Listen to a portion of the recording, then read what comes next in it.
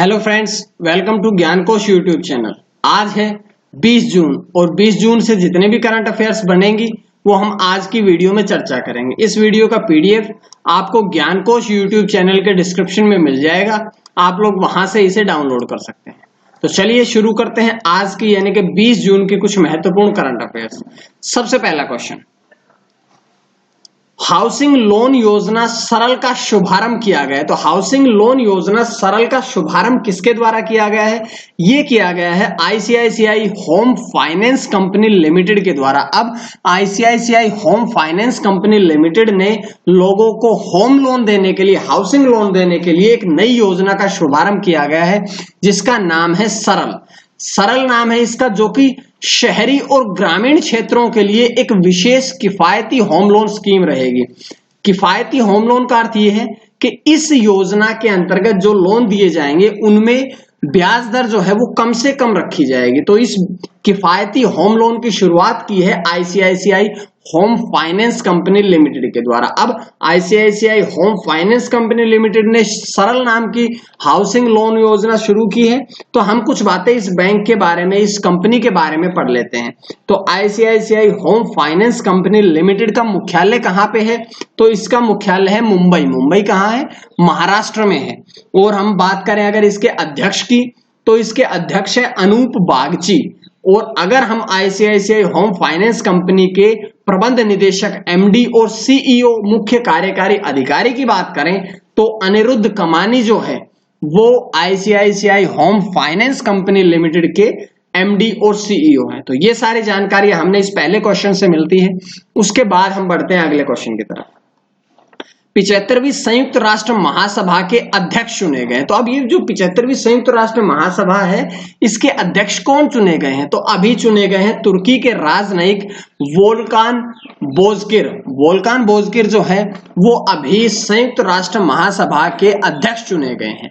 अब ये जो यूएन का अध्यक्ष चुने जाते हैं वो 1 वर्ष का उनका कार्यकाल होता है। तो 1 वर्ष के लिए, आगामी 1 वर्ष के लिए 178 लोगों का वोट प्राप्त हुआ था।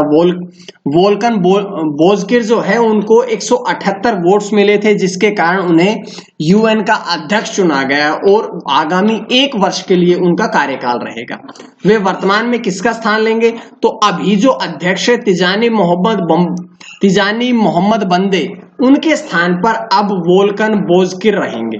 तो आगामी 1 वर्ष के लिए संयुक्त राष्ट्र महासभा के अध्यक्ष चुने गए हैं। और अगर संयुक्त राष्ट्र महासभा के अध्यक्ष चुने गए हैं तो कुछ बातें हम संयुक्त राष्ट्र महासभा के बारे में पढ़ लेते हैं। इसका मुख्यालय कहाँ पे है? तो इसका मुख्यालय है न्यूयॉर्क, अमेरिका में। इसके संस्थापक कौन है? तो इसके संस्थापक या ये किसके अधीन है? तो ये संयुक्त राष्ट्र के अधीन है। अगर हम बात करें संयुक्त राष्ट्र महासभा की स्थापना कब हुई थी, तो संयुक्त राष्ट्र महासभा की स्थापना हुई थी 1945 में, 1945 में। तो ये जानकारी इस पहले क्वेश्चन से मिलती है। उसके बाद अगला question, air vanity mobile app launch की गई है। तो एयर वेंटी मोबाइल ऐप किसके द्वारा लॉन्च की गई है? ये लॉन्च की गई है ग्रेटर मुंबई नगर निगम एमसीजीएम के द्वारा इसे लॉन्च किया गया है। और ये जो मोबाइल ऐप है ये क्या कार्य करेगी? तो इस मोबाइल ऐप का मुख्य उद्देश्य है कि आईसीयू बेड और वेंटिलेटर के बारे में पूरी जानकारी प्रदान करना। अर्थात जो कोरोना वायरस है इसके चलते वो जो जितने भी हॉस्पिटल्स है उन हॉस्पिटल्स में कितने बेड बाकी है, कितने खाली है, इन सब की पूरी जानकारी जो है वो air vanity mobile app launch करेगी, प्रदान करेगी। अब इस ऐप को ऑक्टवेयर टेक्नोलॉजी लिमिटेड ने प्रोबिटी सॉफ्टवेयर प्राइवेट लिमिटेड के साथ मिलकर के बनाया है। अब ये 2 कंपनियों ने मिलकर के अभी साथ में air vanity mobile app launch की गई है। तो उसके बाद बढ़ते हैं अगला क्वेश्चन की तरफ।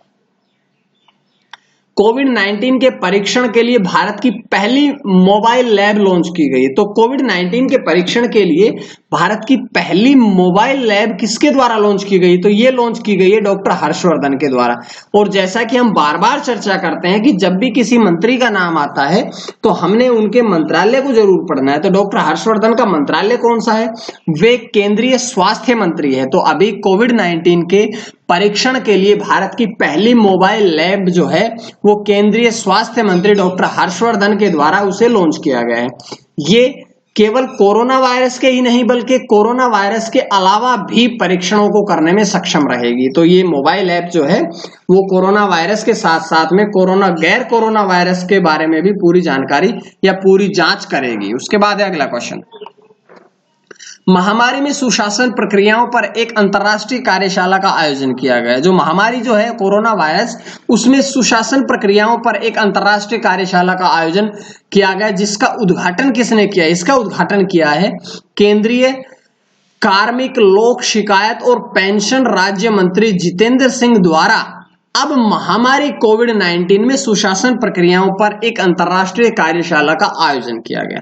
ये दो दिवसीय कार्यशाला थी, जिसमें 16 देशों के 81 अंतर्राष्ट्रीय सिविल सेवकों ने भाग लिया और मुख्य रूप से चर्चा करी गई कि कोरोना वायरस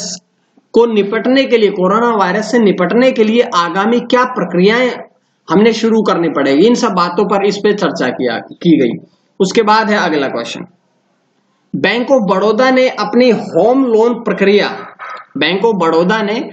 होम लोन प्रक्रिया को पूरी तरह से डिजिटल बनाने का निर्णय लिया है। तो बैंक ऑफ बड़ौदा जो है वो भारत का तीसरा सबसे बड़ा ऋणदाता बैंक है। तो भारत देश के तीसरे सबसे बड़े ऋणदाता बैंक ने ये घोषणा की है कि वो अपनी जो जितनी भी लोन प्रक्रियाएं हैं उन सब लोन प्रक्रियाओं को पूरी तरह से डिजिटल बनाएगा। और ये जो लोन का कार्य रहेगा वो कौन कौन से क्षेत्र में? इसमें होम, कृषि, सूक्ष्म, लघु और मध्यम उद्योग, साथ ही साथ पर्सनल और ऑटो लोन भी शामिल किए जाएंगे। ये सब जो लोन है वो पूरी तरह से डिजिटल बनाए जाएंगे। अब ये घोषणा बैंक ऑफ बड़ौदा ने की है, तो हम कुछ बातें बैंक ऑफ बड़ौदा के बारे में भी पढ़ लेते हैं।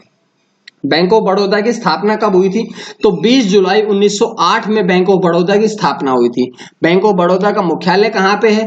तो इसका मुख्यालय है अलकापुरी, बड़ोदरा, गुजरात में। वर्तमान में इसके प्रमुख व्यक्ति की बात करें तो इसके अध्यक्ष और प्रबंध निदेशक यानी कि इसके अध्यक्ष और एमडी कौन है? तो संजीव चड्ढा जो है वो वर्तमान में बैंक ऑफ बड़ौदा के अध्यक्ष और प्रबंध निदेशक है। उसके बाद हम बढ़ते हैं अगले क्वेश्चन की तरफ। मलयालम फिल्म निर्देशक, पटकथा लेखक और निर्माता के.आर. सच्चिदानंदन का निधन हुआ है। सबसे पहले तो बात यही करते हैं कि जो के.आर. सच्चिदानंद है वो फिल्म निर्देशक भी है, डायरेक्टर भी है, पटकथा लेखक भी है और निर्माता भी है। तो अब उनका निधन हुआ है। उनकी पहली निर्देशित जो फिल्म थी, उनकी पहली डायरेक्ट की हुई फिल्म 2015 में थी और उसका नाम क्या था? उसका नाम था अनारकली। और उससे पहले वे केरल उच्च न्यायालय में कानूनी सलाहकार भी रह चुके हैं। तो अब उनकी हाल ही में उनकी मृत्यु हो गई, उनका निधन हो गया। उसके बाद है अगला क्वेश्चन, ब्रिटिश पेट्रोलियम पुणे में ग्लोबल बिजनेस सर्विस सेंटर खोलेगी। तो ब्रिटिश पेट्रोलियम जो है वो अब पुणे में अपना ग्लोबल बिजनेस सर्विस सेंटर खोलेगी। पहले तो बात करते हैं कि जो ब्रिटिश पेट्रोलियम है वो क्या है? वो एक ब्रिटेन की तेल कंपनी है जो कि इस केंद्र का जनवरी 2021 तक परिचालन शुरू करने की संभावना है। जो ब्रिटिश पेट्रोलियम पुणे में अपना केंद्रीय सर्विस सेंटर खोलेगी उसको जनवरी 2021 तक उसका कार्य या उसका परिचालन शुरू करने की पूरी संभावनाएं हैं। अब ये घोषणा किसने की है? ये घोषणा की है ब्रिटिश पेट्रोलियम ने। तो ब्रिटिश पेट्रोलियम के बारे में कुछ बातें पढ़ लेते हैं। सबसे पहले तो ब्रिटिश पेट्रोलियम जो है उसका शॉर्ट नेम है बीपी। उसकी स्थापना 1909 में हुई थी, लेकिन 1909 में इसकी स्थापना एंग्लो पर्सेन ऑयल कंपनी के रूप में हुई थी, जो कि 1954 में बदल करके ब्रिटिश पेट्रोलियम कंपनी कर दिया गया था। लेकिन उसके बाद जब 1998 में ये ब्रिटिश पेट्रोलियम में मर्ज कर दी गई थी। तो ये सारी जानकारियां थी। अगर हम बात करें ब्रिटिश पेट्रोलियम का मुख्यालय कहाँ पे है, तो इसका मुख्यालय है लंदन, यूनाइटेड किंगडम में। और कार्ल हेनरिक इसके चेयरमैन है और बॉब डडली जो है वो इसके सीईओ हैं। तो ये सारी जानकारियां हमने ब्रिटिश पेट्रोलियम के बारे में भी पढ़ ली हैं। उसके बाद ये आज की कुछ महत्वपूर्ण करंट अफेयर्स थी। उम्मीद है आप लोगों को पसंद आई होगी, और अगर आप लोगों को पसंद आई तो आप लोग ज्ञानकोश यूट्यूब चैनल को सब्सक्राइब जरूर करें ताकि आपको डेली वीडियोज मिलती रहे। तो इसके लिए केवल करंट अफेयर ही नहीं बल्कि आपको जीएस के भी नोट्स मिलते रहेंगे। आप लोग जरूर इस चैनल को देखिएगा और सब्सक्राइब करिएगा। आज के लिए इतना ही। मां सरस्वती की कृपा आप सभी पर बनी रहे। आप सभी का बहुत बहुत धन्यवाद।